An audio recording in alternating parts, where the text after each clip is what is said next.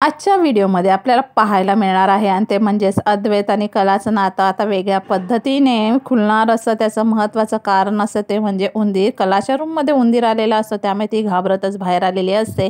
अद्वैत जाऊन बघतो तर ते खरंच उंदीर असो. आबा म्हणत असतात की आता कला आजपासून अद्वैतच्या रूममध्ये झोपणार आहे. अशा पद्धतीने त्यांच्या नवीन नात्याला सुरुवात होणार असे.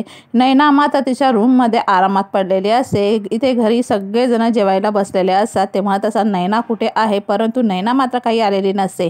तिचं मात्र वेगळंच चाललेलं असतं. ती म्हणत असते कलाला की तुझ्या नवऱ्याला सांग माझ्यासाठी जो नेकलेस आलेला आहे डायमंडचा तो मला हवा आहे आणि काही करून मला तो पाहिजेच आहे आणि जर तू तयार असशील तरच मी खाली येणार आहे. नैनामुळे घरचं सगळं वातावरण आहे ते अस्वस्थ झालेलं असं. सगळ्यांना खूप टेन्शन आलेलं असं. कला आता आब्यांच्या तक्रारीमुळे खूपच टेन्शनमध्ये आलेली असते. तिला असं वाटत असतं की नैनामुळे हे सगळं काही होत आहे आणि तिला खूप गिल्टी फील झालेलं असतं. त्यामुळे ती अद्वैतकडे बोलण्यासाठी आलेली असते की आपण त्यांना डॉक्टरकडे घेऊन जाऊया, मला काही त्यांची तब्येत बरी वाटत नाही. अशा पद्धतीने कलाला मात्र खूपच त्यांची काळजी झालेली असते, परंतु नैना कोणाचीही पर्वा करत नाही. अशा पद्धतीने ह्या ठिकाणी मात्र नैनामुळे सगळं घर आहे ते घराचं वातावरण बिघडलेलं असं.